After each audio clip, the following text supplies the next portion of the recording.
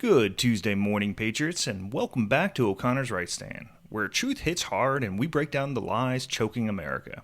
I'm your host, John O'Connor, programmer by day, patriot by night.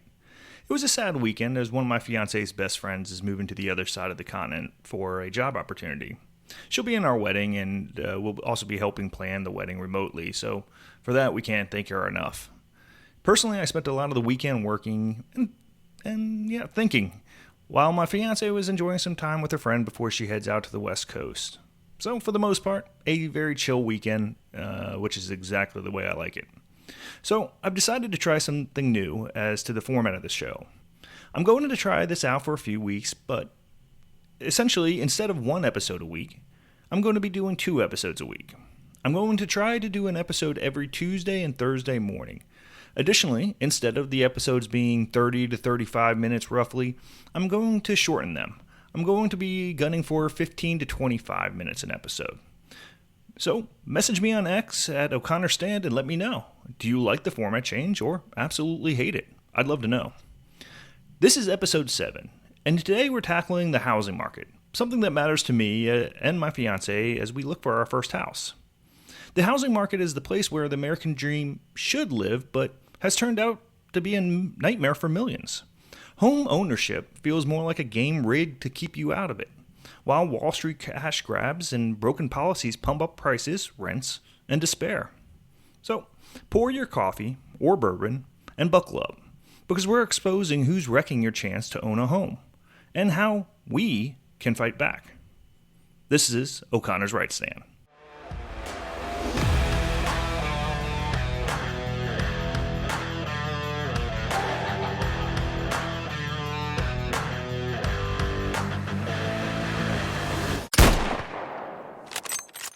Once upon a time, owning a home was the cornerstone of the American dream. A place to call your own, build a family, and a nest egg for the future.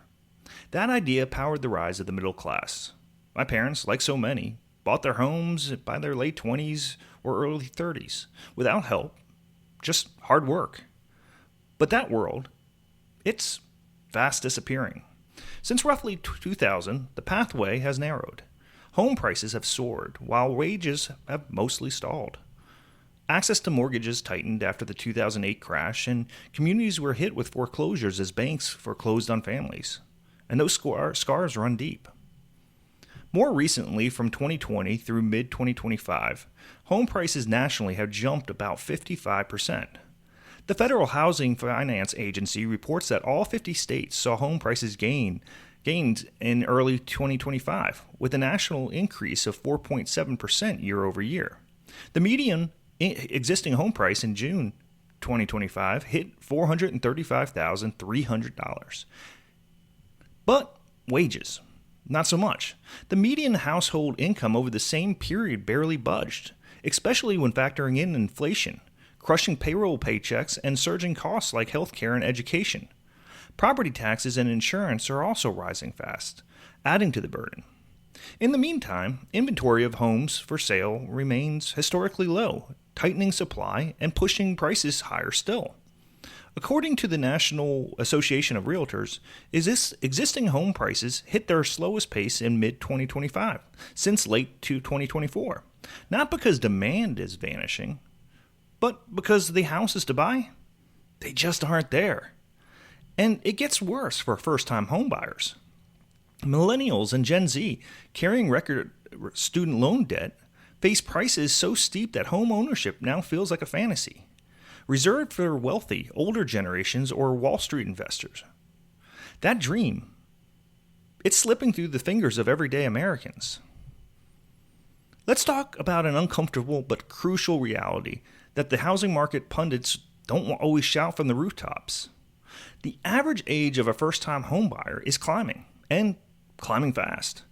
Back in the 1980s, the average first-time buyer was about 29 years old.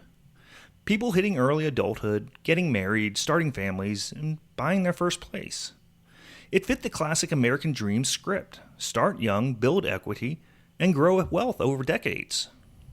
Now, fast forward to 2025, and that average age has soared to around 38 years old, a record high. That's nearly a decade older than it was just a generation ago. In fact, it jumped from about 33 years old in 2020, with a steady rise reflecting the harder realities of today's market. Why does this matter? Because when people buy homes later, it changes everything about economic mobility and life choices. First-time buyers who do manage to purchase today often do so with higher down payments relative to past generations, and frequently rely on family assistance, even as the size of those gifts shrinks relative to home price inflation. The key takeaway? The rising age of first-time buyers is a glaring red flag. It underscores that home ownership is moving further out of reach for younger adults on average, not just because of prices, but due to complex interaction of debt, wages, savings ability, and structural market barriers. This closure of the traditional quote-unquote starter home market forces many into longer-term renting or alternative housing arrangements, amplifying wealth gaps and social divides. The past 5 years have been a wild roller coaster for the housing market. When COVID hit in early 2020, mortgage rates plunged to historic lows not seen in decades. The Federal Reserve held rates near zero to prop up the economy, setting off a buying frenzy. Everyone with a pulse and a paycheck rushed in. House prices spiked over 20% annually in 2021 and early 2022. Housing demand outstripped supply like never before, and sellers had the upper hand. The National Association of Realtors called it an extreme seller's market. But the supply chain bottlenecks, labor shortages, and soaring building materials costs meant new home construction lagged. Builders struggled to keep pace. On top of it, a surge in remote work drew buyers to suburbs and exurbs, expanding pressure deep into the previously affordable markets. Coming into 2023, the Fed pushed interest rates up aggressively to battle inflation, raising mortgage rates from around 3% to over 7% in 2025. The impact: monthly mortgage payments doubled compared to the low-rate era. Suddenly, many qualified buyers dropped out. That cooling demand slowed price growth, but didn't topple the prices. In fact, prices hit new highs in many markets in 2024 and early 2025. The inventory problem improved slightly, but remains well below long-term historic averages. For existing homes, there's just not enough supply to satisfy the still high buyer count. In early 2025, new home inventory ticked upward, the highest since the 2007-2008 crash, but remains a small share of the total market. The problem? Builders face sky-high costs, labor shortages, and a patchwork of zoning laws and regulations slowing projects down. In essence, for millions wanting to buy a home, especially affordable ones, the math is brutal. Prices high, supply tight, financing expensive. It's a market tilted against you. Mortgage rates are the nail in the coffin. When rates rose from historic lows to above 7%, affordability crumbled. Imagine this. In 2021, you could afford a $400,000 home with a 3% mortgage, giving you a monthly principal and interest payment around $1,700. Fast forward to 2025. That same monthly payment now only supports a mortgage closer to $250,000. Put bluntly, if your income and savings haven't surged, your buying power is slashed by nearly 40%. Many buyers literally can't write a big enough check, even if they offer full cash, in large parts because corporate investors swoop in with cash and skip loan hassles altogether. Surveys show active buyers are stuck in a bind. Either drop out, settle for much less, or pay way more than they initially intended. Some prospective buyers face mortgage denial outright due to stricter credit standards post-2020. Low-income families and first-timers bear the brunt. This rate spike means people holding on to ultra-low fixed rates are locked in. Affordable mortgages make selling and upgrading prohibitively expensive. This stagnates supply even further, suppressing turnover. One of the most alarming trends: the takeover of the single-family home market by corporate landlords. Since the aftermath of the Great Recession, private equity firms, hedge funds, and institutional investors have scooped up hundreds of thousands of homes. Names like BlackRock and Invitation Homes dominate, They buy homes all cash, often in bulk, outbidding families in key markets from Atlanta to Phoenix.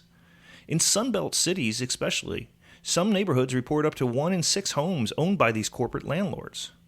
Well, why does this matter? These companies prioritize cash flow, not community. They increase rent aggressively, cut corners on maintenance, and treat homes as financial assets sold to Wall Street investors as securitized debt. This converts neighborhoods from places where families build roots into investment portfolios. According to recent data, the rapid corporate absorption of single-family rentals contributed to rising rents, nationally up more than 25% since 2020, with hot markets seeing hikes above 50%. Renters face loss of stability, poor upkeep, and eviction risks. This private equity invasion has fractured the American dream, turning shelter into profit centers for the Wall Street firms, while workers and families pay the price. Before we dive deeper, I want you to hear from a family on the front lines. Let's roll a clip from a prominent news report showing an everyday American family being outbid by Wall Street. For years, John and Angie Collier saved. Oh, this is nice. Eager to buy a first home in Fishers, Indiana, attracted by the good schools and proximity to work. But pursuing the American dream has proved daunting. Oh, sorry, outbid. Fishers, named by Money magazine one of the best places to live, is part of a national trend as real estate investment groups buy up houses in cash and rent them out, in some cases, to the very families who dreamed of owning them. In January, 33% of all homes purchased in the U.S. were bought by investors, often Wall Street-backed companies with multi-billion-dollar funds. The Colliers currently rent in a town near Fishers from one of the nation's biggest house rental companies. Their rent recently raised 8%. Good to see you. Come on in. 4 times in recent weeks, they've been outbid by investors with all cash offers. It can be, discouraging when you get overbid by, companies. How do you save when you're spending $2,200 a month just to rent? So these companies have you on both ends. Yeah, it's definitely a conundrum. The generations following baby boomers are hit the hardest. Millennials and Gen Zers face a brutal financial reality. Record student loans, stagnant wages, and sky-high rents make saving for a down payment nearly impossible. Data shows first-time buyers hit a 40-year low in 2024. The National Association of Realtors reports fewer younger adults enter homeownership annually. Delayed homeownership delays childbearing, family formation, and wealth building. The Fed warns this hurts long-term economic growth. Major metro areas see these trends most intensely. Many young people are chained to rent, forced to pour wages into homes they'll never own. It's a wealth gap expanding every year. If supply is so tight, why aren't builders building more? 3 words, well, really 4. Red tape, costs, and politics.